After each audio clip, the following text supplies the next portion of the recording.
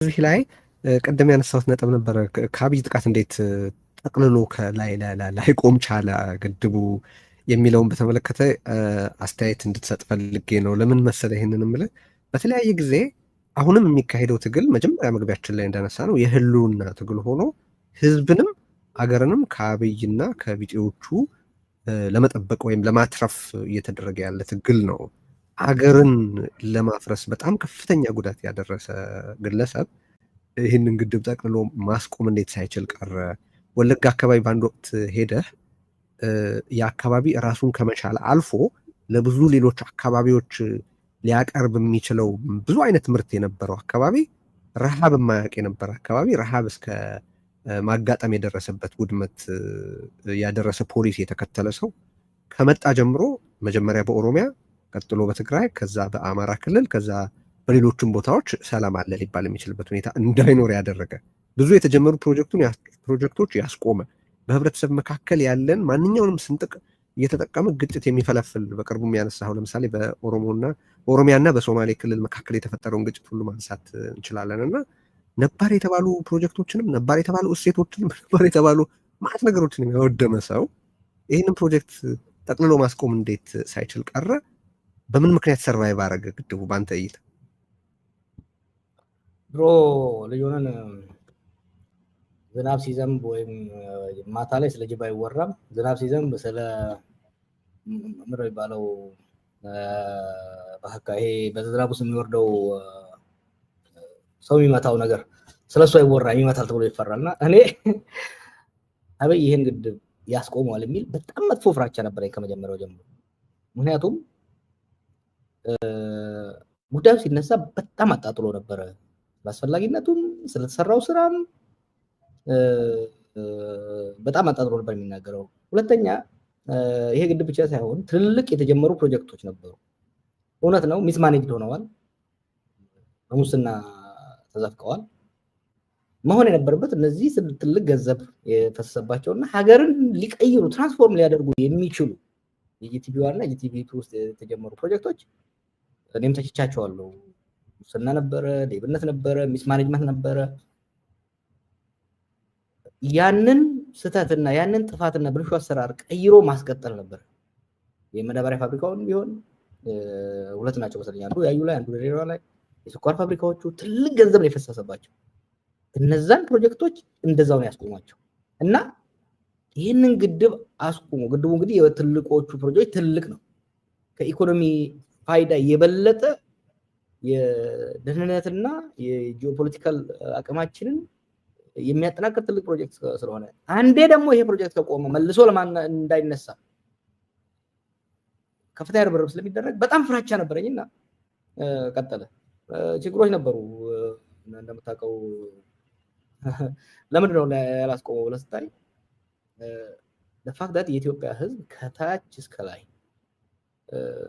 ለዚህ ግድብ መገንባት የአመራር ሚናውን እንመለስና ሌሎቹ ቢወስዱ ቦንዱን በ50 ብር የሚሆን በ50 ሚሊዮን የገዛው ሰው በዛ በአስቸጋሪ ሁኔታ ውስጥ እቃ ሲያመላልስ የነበረው ሾፌር፣ ሲጠብቅ የነበረው ወታደር፣ ኢንጂነር ስመኘውን ጀምሮ ሌሎቹ የገነቡት ሁሉ ክሬዲት አላቸው። እነዚህ ሁሉ አፍጥጠው የሚጠብቁት ፕሮጀክት ስለሆነ ማስቆም አይቻልም። ለምሳሌ ሶሺ ላይ ሁሌ ነካም ማድረጋ ሶሺ ላይ ሄዶ አብርሃም ሳኮወርድ ነው ፈርሞ የመጣ። አብርሃም ሳኮወርድ ምንድነው የሚድል ኢስት እና እስራኤልን ለማስተዳደር በዛ ላይ የውሃውን ሊሚት የሚያደርግ ስምምነት ነው። ገለዛ ነው ትሬጀሪ ዲፓርትመንት ላይ ሄዷል። በኋላ ላይ በስንት ርብርብ ነው ከዛ ስምምነት መውጣት የተቻለው። ያም ሆነ ይህን ፕሮጀክት ሳያስቆም ፕሮጀክቱ እዚህ ደረጃ በመድረሱ ክሬዲት ያገኝ ነበር፣ አጠፋው። እኔ በኩሌ ለምሳሌ የገርድ ጉዳይ የህዳሴ ግድብ ጉዳይ ፖለቲሳይዝ አይሆንም የሚል ነበርኩ። ገና ኢህአዴግን ስታገል ራሱ በተቻለ መጠን የገርድን ጉዳይ አቦይድ ለማድረግ ሞክር ነበር።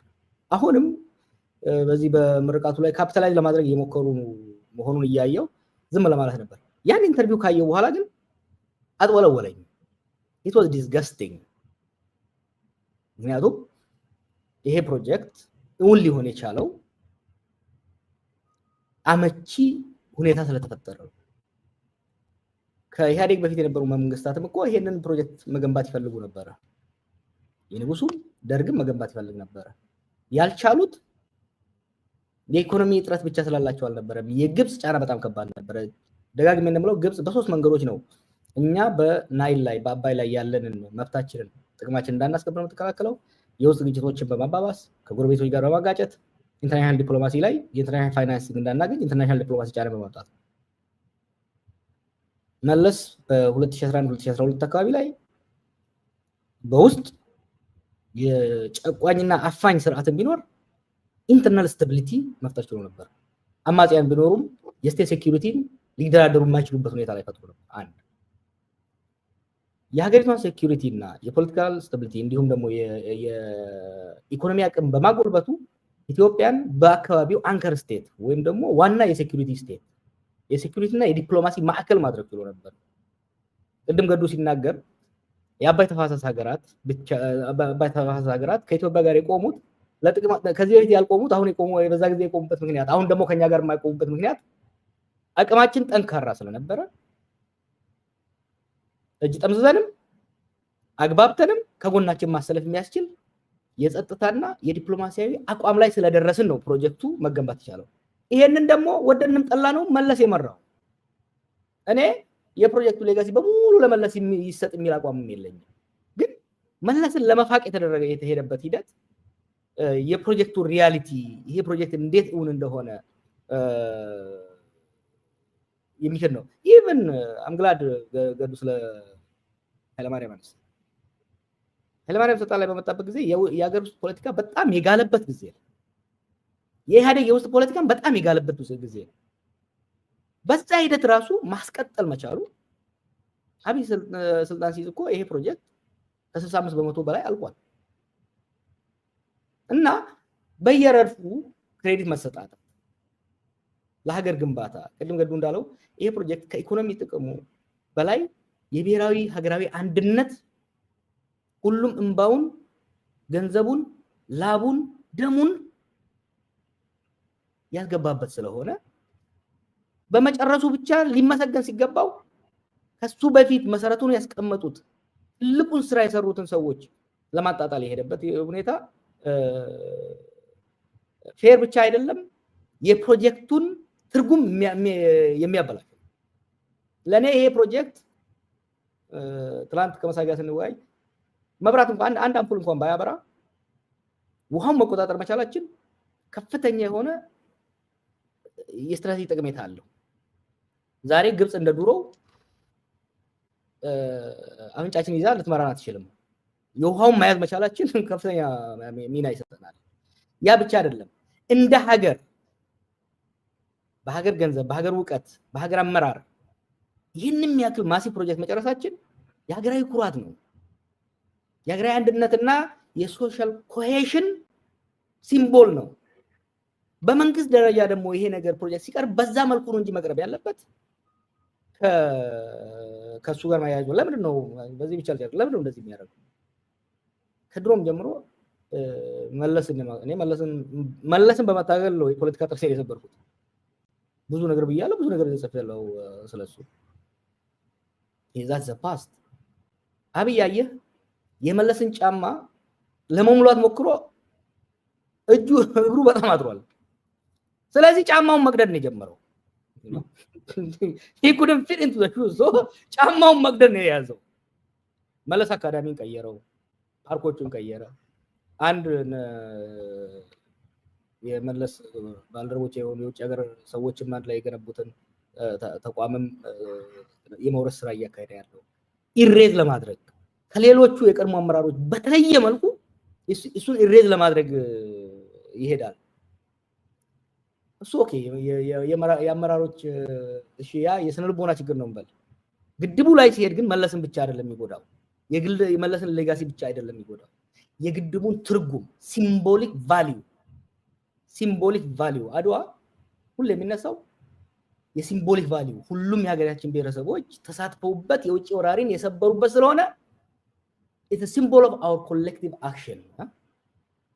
ሀገር የሚመሰረተው በሚት ነው። ሀገር የሚመሰረተው በዩኒፋይንግ ሚት ዩኒፋይንግ ሲምቦል ያስፈልጋል።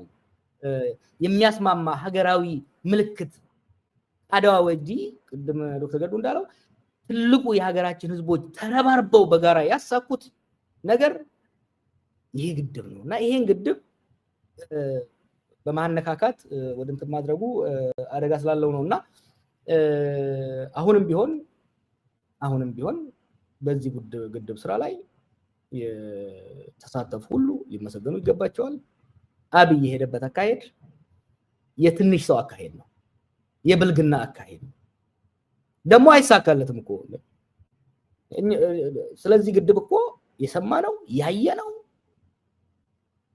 መለስ አመራርና በሱ ጋር ከነበሩ ሰዎች ጋር ነው እና ያንን አስቀምጦ መሄድ እኔ እኮ ለመለስ የሂውማን ራይትስ ሴንተር በስሙ ይሰማ አይደለም ያልኩት። he was not good in human rights ግን በዚህ ግድብ ላይ አይ ቲንክ መለስን ማመስገን ሌሎችም እዛው ተሳተፉት ማመስገን አብይ የሚሄድበት ሁኔታ ሀገራችን አሳንሶ ከራሱ እኩል አደረጋት። ታውቃለህ፣ ሁሉን ነገር መከላከያውን እሱ ነው የገነባው። መከላከያው እሱ ነው የገነባው ሁሉን ነገር። ለምሳሌ ባለፈው ያነሳው በዚህ ጨርሰን እንዳላስረዳ ብሔራዊ ደህንነትን አፍርሶታል። ኒስ የሚባለውን ፕራክቲካሊ አፍርሶታል። ኢንሳን ነው ሁሌ ከፍ የሚያደርገው ገንዘብ ምዛር የሚሄደው። አሁን ኢቭን ኒስ ላይ የኢንሳን ሰዎች ነው እያመጣ የሚያስቀምጠው። እነዚህ ሁለት የተለያዩ የደህንነት ተቋማት ናቸው። አንዱ ሂውማን ኢንተለጀንስ ላይ ፕራይመሪሊ የሚሰራ ነው፣ በሰብአዊ መረጃ ላይ የሚሰራ። አንዱ በቴክኖሎጂ በሳይበር ሴኩሪቲ ላይ የሚሰራ ነው። ቱ ቢ ኦነስት ሳይበር ሴኩሪቲ የሂውማን ሴኩሪቲ የሂውማን ኢንተለጀንስ ሰፕሊመንት ነው፣ ድጋፍ ሰጪ ነው። ጀስ ጌታቸው አሰፋን ስለሚጠላ ብቻ ያንን ተቋም አውላልቆት ዛሬ ይህ ነው የሚባል የሰብአዊ መረጃ የለንም። የሚገርም ምን መሰለ፣ ወጣ ብዬ ነው ግን ስለሚያያዝ ጌታቸው አሰፋን ስለሚጠላ ብቻ ብሔራዊ መረጃን አፍርሶት ዛሬ ሶማሊያ ላይ በእውር ነው የምንሄደው፣ ሚድል ኢስት ላይ በተለያዩ ሀገሮች ላይ አይደለም እንደ ኢትዮጵያ በዴታ የኦንላይን ዴታ የሳይበር ዴታችን በጣም ሊሚትድ የሆነ ተውና በጣም የገዘፉት እንደ አሜሪካ ያሉት የስለላ ድርጅቶቻቸው ዛሬም ቢሆን ትልቁን ኢንቨስትመንት የሚያደርጉት በሂውማን ኢንተለጀንስ ላይ ነው እና ግድቡን ብቻ አይደለም ሰዎችን የሚጠላቸውን ሰዎች ወይ ደግሞ ሊተካቸው አልችልም ብሎ የሚያስበውን ሰዎች ተቋሞቹን ከነሱ ጋር ያጋረጥና እነዛን ተቋሞች ማፍረስ ነገር አለው። ስለዚህ ነው ግድቡ እንኳን ተረፈልን ለማለት ያህል ነው። ሰው ቀውስ የሚፈጥረው አብይ አቅም ስላጣ ነው ወይስ ከቀውስ ውጭ ሊኖር ስለማይችል ነው? do you see any method in the madness በጎም ባይሆን እንደው እስቲ ባጭሩ ነው። አቅም ማነስ እና በራስ አለመተማመን ትልቁ ምክንያት። አንዳንዴ አቅም ሲያንስህ አቅም እንዳነሰ አውቀህ በዛ በጎደለ ለመሙላት ካሉ የተለያዩ ሪሶርሶች መጠቀም እና ምን ማለት ይላል። ብዙ ጊዜ አሁን ስለሱ ትምህርት እናነሳ ያልተማረ ሰው ፊደል ያልቆጠረ ሰው ብቃት የለውም ለማለት አይደለም። ለምሳሌ ብራዚል ሉላ ወሰደው 4ኛ ነው 6ኛ ክፍል የተማረ ግን ብራዚልን ትራንስፎርም ያደረገ መሪ ነው። እንዴት? አንደኛ ልምድ ነበረው፣ ሌበር ዩኒየን በማደራጀት በስራ ነው የመጣው። እንደማያውቅ ደግሞ ስለሚያውቅ ኢኮኖሚው ላይ በኢኮኖሚ የምጥቁ ምሁራንና ኤክስፐርቶችን፣ ጸጥታ ላይ ዲፕሎማሲ ላይ እንደዛ በማስቀመጥ ብራዚልን ለማሸጋገር ትራንስፎርም ለማድረግ ቻለ። የግድ ፒኤችዲ ሊኖርህ አይገባም። አብይና የሱ አይነት ስነልቦና ያላቸው አመራሮች ደግሞ አለማወቃቸውና አለመቻላቸው ብቻ ሳይሆን አለመቻላቸውን አምነው በሚችሉ መደገፍን ከመምረጥ ይልቅ አለመቻላቸውን ለመደበቅ የሚያደርጉት ሂደት ኬኦስ። አንተ የምታየው ኬኦስ ከምን ይመጣል መሰለህ? ያ ኬኦስ የብቃት ማነስን ለመደበቅ አሁን ሁሌ የፖለቲካ ጥያቄ ሲነሳበት ወደ ሴኩሪቲ ነው የሚሄደው። ምክንያቱም የፖለቲካ ችግሩን በፖለቲካ ብልሃት ለመወጣት የሚያስችል ልምድም ችሎታም ስነ ልቦናም ስጦታም የለም። ምን ያደርጋል? ኬኦስ ቀውስ ወደ መፍጠር ይሄዳል። ሜትዱ በዚህ ነው የሚመጣው።